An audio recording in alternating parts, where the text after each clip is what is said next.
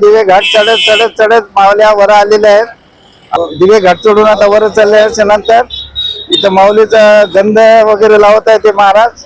हा संपूर्ण भक्तीचा मेळा आहे। याच्यामध्ये सर्व समाजाचे सर्व थरातले गरीब श्रीमंत लहान आबाल वृद्ध सगळे माऊली पालखी सोहळ्यामध्ये सहभागी होतात आणि पंढरीच्या दिशेने एक एक पाऊल टाकत हे भक्तीचं पाऊल आहे, हे ज्ञानाचं पाऊल आहे।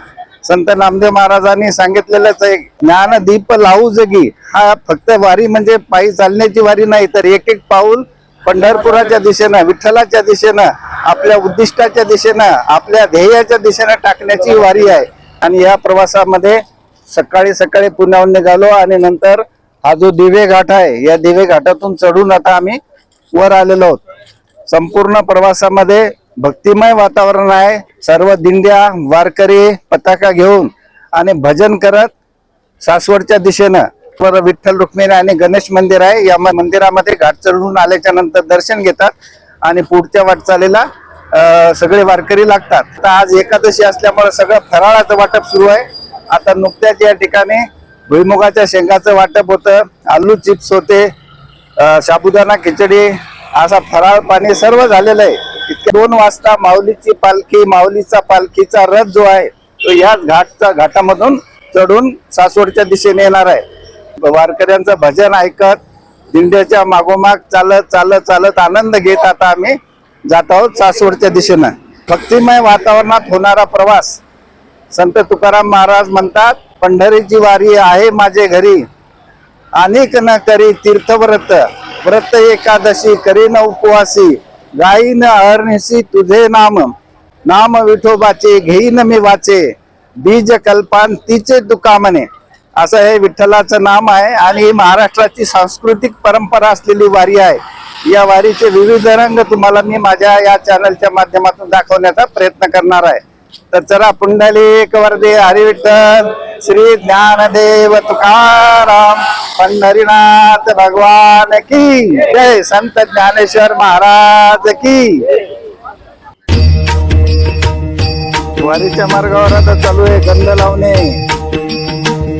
चला, माऊली लातूरचे आपल्या मराठवाड्यातले, धन्यवाद माऊली। आणि दिवे घाटातून आता सगळ्या माऊल्यांचं प्रस्थान सुरू आहे। आता आलेलं आहे विठ्ठल रुक्मिणी मंदिर, या बाजूला विठ्ठल रुक्मिणी मंदिर आहे, या ठिकाणी दर्शन घ्यायचं आणि नंतर पुढचा प्रवास।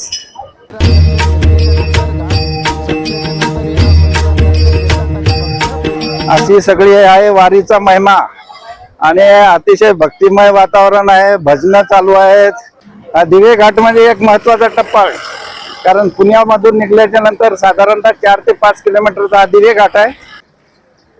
भक्तिमय वातावरणात चढणं, या दिंडीमध्ये चढणं, पालखी सोहळ्यामध्ये चढणं हा एक विशेष आनंद देणारा क्षण असतो आणि म्हणून दिवे घाटातून आम्ही दरवर्षी प्रवास करतो। यावर्षी सुद्धा दिवे घाटातून प्रवास पार पडलेला आहे।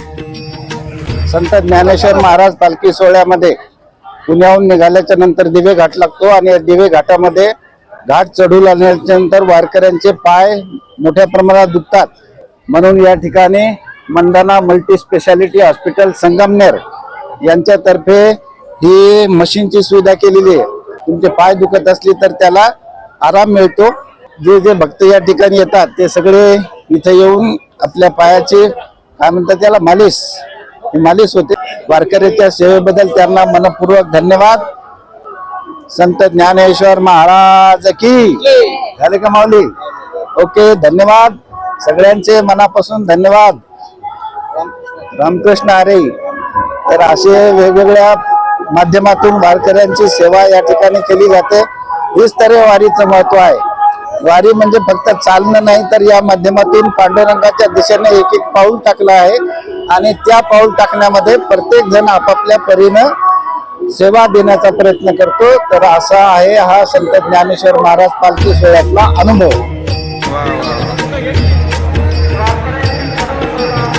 दिवे घाट चढून आल्याच्या नंतर या ठिकाणी माऊलीचा विसावा आहे आणि विसाव्याच्या ठिकाणी सगळे भक्त दर्शनासाठी थांबतात।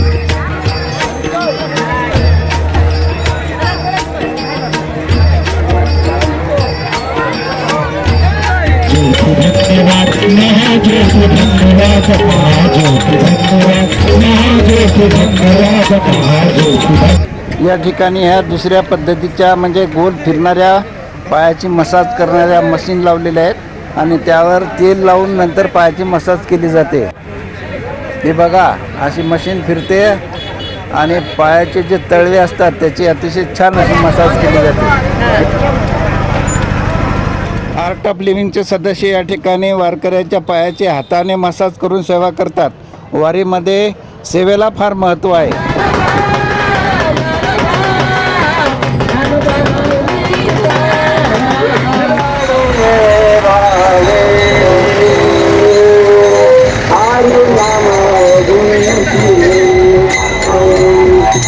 असे भक्तासाठी रस्त्यावरून चहा देतात.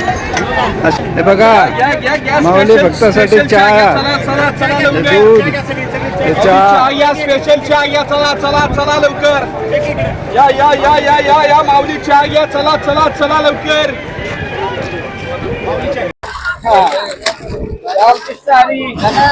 तर या ठिकाणी एकलव्य युवा मंच पुणे यांच्यातर्फे खिचडी वाटप, त्याचप्रमाणे हे लाडू आहेत, हे लाडू आणि काळा चहा, लिंबू टाकून चहा भक्तासाठी, सगळ्या वारकरी भक्तासाठी वाटप सुरू आहे. हे आहे एकलव्य युवा मंच. पुण्याहून सासवडच्या दिशेने आता प्रवास पालखी सोहळ्याचा सुरू आहे. त्याच्यामध्ये सर्व वारकरी सासवडच्या दिशेने जात आहेत. आम्ही सुद्धा आलो. या ठिकाणी एकलव्य युवा मंच पुणे यांच्यातर्फे फराळ म्हणजे खिचडी वाटप सुरू आहे. त्याचप्रमाणे राजगुऱ्याचे लाडू आहेत, हे लाडू आहेत आणि ह्या सगळ्या लहान लहान मुली बघा, सगळ्या वारकऱ्यांची सेवा अगदी रस्त्यामध्ये उभं राहून चहा पाणी सगळं करत आहेत. वारकऱ्यांची सेवा करणारे सगळे मंच आहेत, युवा मंच आहेत. या मुलींना सुद्धा सगळ्यांना धन्यवाद. कुंडलिक वर्धे हरी विठ्ठल श्री ज्ञानदेव तुकाराम पंढरीनाथ भगवान की जय.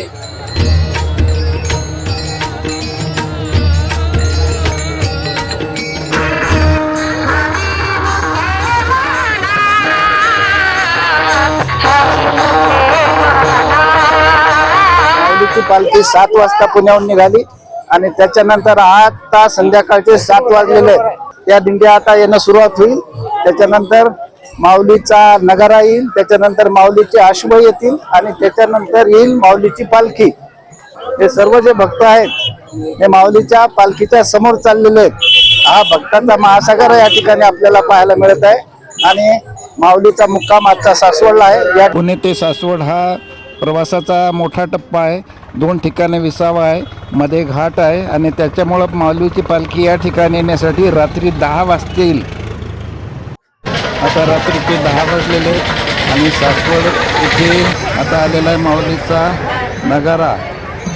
माऊलीचा नगारा आल्याच्या नंतर त्याच्या मागे साधारणतः 20 ते 25 मिनिटानंतर माऊलीची पालखी. आता आलेली माऊलीची पालखी बघा, किती जनसमुदाय आहे. असा भक्ताचा महासागर या ठिकाणी उसळलेला आहे.